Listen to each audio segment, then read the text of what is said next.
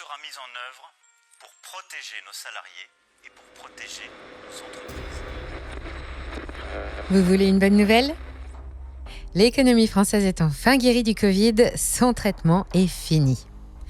3 ans après sa clôture officielle, la France a évacué les dernières traces du « quoi qu'il en coûte ». Les échéanciers sont arrivés à terme, les PGE sont remboursés et les avances de l'URSSAF recouvrées. À la politique du quoi qu'il en coûte. L'État compensera 90%. Le quoi en aura finalement coûté 240 milliards d'euros et 1000 milliards de dettes en plus sur l'ardoise de l'État. Mais il a été d'une redoutable efficacité. La France ne s'est pas effondrée. Mais ne crions pas victoire trop tôt car le plus dur reste à faire. Le traitement est fini, oui. Et l'économie française est entrée maintenant en phase de désintox. Et ça n'est pas joli à regarder. La parenthèse de l'argent gratuit. Et donc, Premier effet secondaire, un record de faillite en 2025, près de 70 000 dépôts de bilan. Du jamais vu. Avec une fin d'année sanglante où on a vu disparaître en 3 mois autant d'entreprises qu'en Allemagne en une année. 267 000 employés sont concernés, l'équivalent de la ville de Saint-Denis. Il faudrait 3 stades de France et demi pour tous les rassembler. Mais là où le gouvernement voit un simple rattrapage post-Covid, d'autres observateurs se demandent dans quelle mesure la France ne se trouve-t-elle pas au début d'une nouvelle crise structurelle majeure. Il y a la fin des aides, oui, mais les autres fondamentaux français sont mauvais. Le contexte politique est toujours difficile et plus que le chiffre, c'est la nature de ces faillites qui inquiète et c'est ce qui nous intéresse aussi sur Meunier Radar. Dans cette vidéo, on reste en France. Je vous explique ce qui a vraiment tué ces 70 000 entreprises, pourquoi le pire n'est peut-être pas derrière nous, et comment des fortunes vont se construire sur les ruines de notre économie. Mais avant de commencer, est-ce que vous en avez marre de payer tous les mois pour Netflix, Spotify, Amazon Prime et ChatGPT ? Meunier Radar a trouvé la solution. Notre partenaire Bybit.eu a lancé une carte de débit révolutionnaire, la Bybit Card, qui vous permet de gagner 2 à 10% de cashback sur toutes vos dépenses et de rembourser chaque mois en totalité vos abonnements à Netflix, Spotify, Prime, ChatGPT en fonction de votre tir. Mais ce n'est pas tout. Bybit est un exchange régulé MiCA avec les frais de trading les plus bas du marché et la possibilité d'acheter des cryptos en un clic via Apple Pay ou Google Pay. Alors n'attendez plus, ouvrez votre compte chez Bybit et commandez votre carte et profitez d'un bonus de 20 USDC en scannant le QR code ou en cliquant sur le lien en description.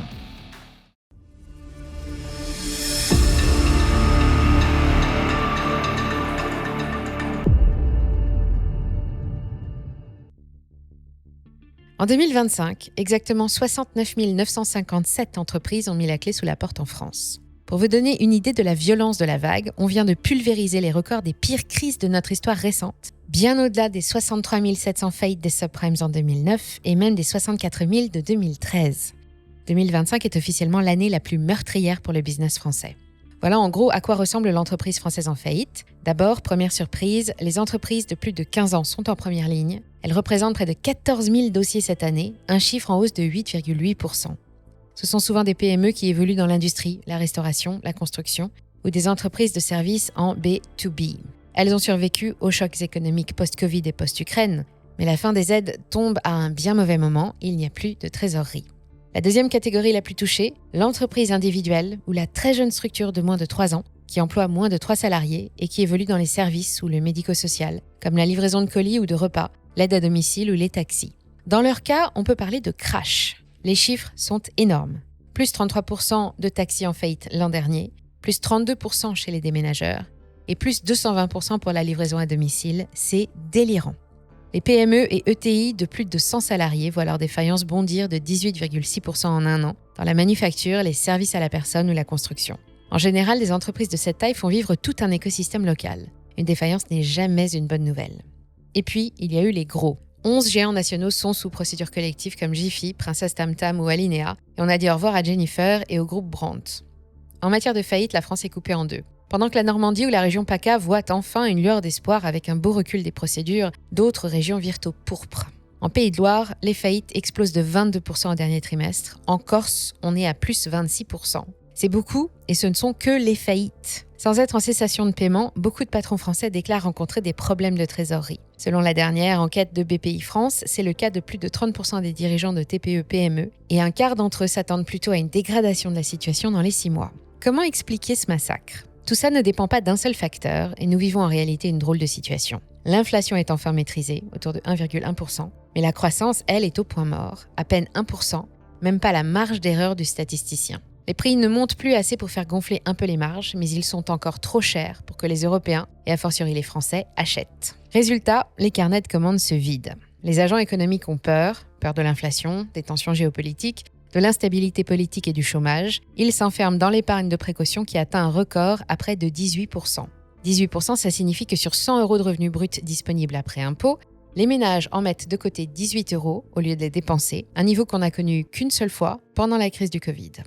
Les entreprises qui ont les moyens sont frileuses, le crédit coûte cher et les investissements augmentent moins vite. L'argent est là, mais il ne circule plus. C'est maintenant que les effets du quoi qu'il en coûte se font le plus sentir. Pendant 3 ans, des milliers d'entreprises ont été maintenues en vie sous perfusion grâce aux prêts garantis par l'État et les délais de paiement. Si vous suivez la chaîne depuis longtemps, vous savez ce qu'est un zombie. C'était il y a 4 ans déjà. Les zombies dont il est question, ce sont ces entreprises mortes vivantes, déjà en difficulté avant la crise sanitaire, et qui, au lieu de mourir comme prévu, ont pu prolonger leur vie avec les aides. Aujourd'hui, 75% des prêts ont déjà été remboursés et les moratoires arrivent à leur fin. Mais quand tout est remboursé, et quand c'est possible, pour beaucoup de PME, il ne reste rien. Ce qui est resté a été épuisé par l'explosion des coûts de l'énergie, de la logistique et par une fiscalité à 25%. Quand il n'y a plus d'argent, le premier réflexe pour un patron, c'est de décaler le paiement de ses factures. C'est le fournisseur qui sert de variable d'ajustement. Et c'est un vrai poison. Cette opération provoque un effet domino qui achève les plus faibles. Le retard moyen vient de franchir un seuil critique, plus de 14 jours. Pour une petite structure, attendre 14 jours avant d'être payé, c'est l'asphyxie garantie. Et beaucoup tombent parce qu'elles sont victimes de problèmes de leurs partenaires. Pas facile de naviguer dans un tel contexte. Alors, pour rester bien informé, pensez à vous inscrire à la newsletter Money Radar. Déjà 51 000 abonnés la dévorent chaque mardi matin. On vous propose un tour d'horizon des marchés, de découvrir une action à potentiel et une analyse d'un événement clé qui peut impacter vos investissements. C'est gratuit et c'est ici en lien dans le descriptif. Sinon, j'ai une bonne nouvelle. Regardez ce graphique. La grande purge des zombies attendue dès 2022 a commencé à se faire sentir dès 2024, mais aujourd'hui, on voit qu'elle ralentit. Courage, le bout du tunnel n'est plus très loin. C'est ce que semble aussi confirmer Altares dans son dernier rapport sur les défaillances d'entreprise. Mais ça, c'est si tout se passe bien. Et pour que tout se passe bien, il faudrait rassembler 4 ingrédients. Le premier, ce sont des taux bas. En France, le crédit reste cher. L'État emprunte sur 10 ans autour de 3,55, un entrepreneur entre 3,60 et 3,80, et un particulier qui a besoin d'une voiture autour de 6,5. Quand les taux baissent, l'épargne devient moins intéressante, l'économie consomme ou investit plus, mais il faut que l'inflation reste stable autour de 2%, sans quoi les taux remontent. Mais du côté de la BCE, rien de prévu avant juin. Après 8 baisses consécutives en 2025, le taux de refinancement est à 2% et ne devrait pas changer dans les 6 prochains mois. Mais pour que les Français consomment, il faut un deuxième ingrédient, plus de revenus et donc plus d'emplois. Mais avec une hausse du chômage de 1% prévue d'ici l'été prochain, ça n'augure rien de bon. Troisième ingrédient, alléger les nouvelles contraintes qui pèsent sur les entreprises, et ça non plus, ça n'arrivera pas. La lutte antifraude fiscale impose la facturation numérique à toutes les entreprises au 1er septembre 2026 pour la réception et 1 an plus tard pour l'émission. Et la France va entrer dans une phase pilote en février prochain. La taxe carbone aux frontières entre aussi en vigueur. Tous les produits carbo-intensifs vont être imposés directement à la frontière. L'acier, le ciment, l'aluminium ou encore les engrais, et leurs prix vont grimper. Le RGPD renforcé pour la AI Act exige aussi une mise en conformité numérique coûteuse. Enfin, j'ajoute le dernier ingrédient, l'énergie. L'énergie, toujours l'énergie. Sans énergie, pas d'économie. Et en France, un comble pour le pays de l'atome, elle est toujours trop chère. Les prix du gaz ont fortement baissé depuis leur pic en 2022, mais ils restent élevés. 7 à 10 centimes le kilowattheure, c'est 45% de plus qu'il y a 5 ans. Pour une entreprise française, c'est toujours 2 fois moins cher que l'électricité vendue aux professionnels, autour de 16 centimes le kilowattheure, en tarif bleu hors abonnement. Enfin, j'ajoute à ça les prix à la pompe dont dépendent aussi les coûts du transport. Souvenez-vous, 1 litre de gasoil à 1,45 € a déclenché la crise des gilets jaunes en 2019. Aujourd'hui, les prix dépassent allègrement 1,70 € un peu partout, avec un prix du gasoil qui tend désormais à se rapprocher de celui de l'essence. La dernière fois que c'est arrivé, c'était en 2022, en pleine crise du gaz russe. Mais le baril de Brent s'échangeait alors autour de 114 $. Aujourd'hui, on en est loin. 66 $ le baril et les prix aux consommateurs français sont les mêmes qu'en 2022. Ça, c'est grâce à la magie de la TICPE. Les taxes en France, c'est 60% du prix du carburant. Ça fait beaucoup d'ingrédients difficiles à obtenir et ça n'encourage pas l'optimisme. Mais attendez, ne partez pas tout de suite, ça n'est pas fini. Toutes ces faillites, c'est peut-être pas si mal finalement. Oui, c'est vrai, les chiffres font peur, 70 000 rideaux qui se baissent et 260 000 emplois sur la sellette. Avec plus ou moins la même chose cette année, on pourrait croire à la fin du monde. Mais quand tout semble perdu et que l'avenir paraît bouché, il nous reste un espoir, Joseph Schumpeter. Joe, c'est un économiste né autrichien et mort américain, et c'est le père d'une théorie qui porte le nom de destruction créatrice.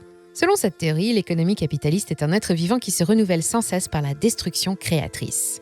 C'est comme une forêt. Les jeunes arbres qui poussent doivent lutter pour se faire leur place. Et souvent, c'est à la faveur de la chute de vieux arbres, devenus trop fragiles ou trop malades, qu'ils peuvent grandir. En général, ces arbres tiennent debout jusqu'à ce que se présente une grosse tempête, qui fait le ménage, libère de la place, de la lumière et de nouvelles ressources.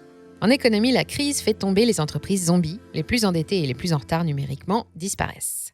Leur chute crée du chômage et provoque des dégâts, mais elle permet de libérer de l'argent et des talents pour de nouvelles entreprises plus solides et aux idées plus modernes.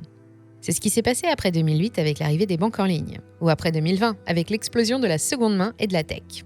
Je vous avais promis une bonne nouvelle et la voilà. L'économie française, à défaut d'être compétitive, est bien plus solide qu'on ne le pense. Si on regarde les choses sous un autre angle finalement, le paysage français se montre coriace. Sur les 457 000 entreprises qui ont disparu cette année, en France, la grande majorité sont des fermetures naturelles ou volontaires, de départs en retraite ou des fins de projet. En réalité, seulement 1,1% des entreprises actives font vraiment faillite, un chiffre quasi identique à celui de 2019. Mais surtout, le nombre d'entreprises françaises en activité augmente toujours chaque année, parce qu'en face, la France continue de voir naître plus d'1 million de nouvelles boîtes chaque année. 1 million de Français motivés qui décident de se lancer malgré un environnement difficile, pour ne pas dire défavorable, et qui espèrent zigzaguer entre la crise politique, celle de la dette et celle de la compétitivité. S'ils m'écoutent, ne perdez pas courage. C'est compliqué, mais ce n'est pas infaisable. En tout cas, abonnez-vous à la chaîne, ça nous aide énormément et surtout, ça vous permet de rester au plus près de l'actualité. Mais avant de nous quitter, n'oubliez pas de commander votre Bybit Card pour bénéficier de 2 à 10% de cashback sur toutes vos dépenses et de Netflix, Spotify et Amazon Prime gratuits. Cliquez sur le lien en description ou scannez le QR code pour bénéficier d'un bonus exclusif de 20 USDC.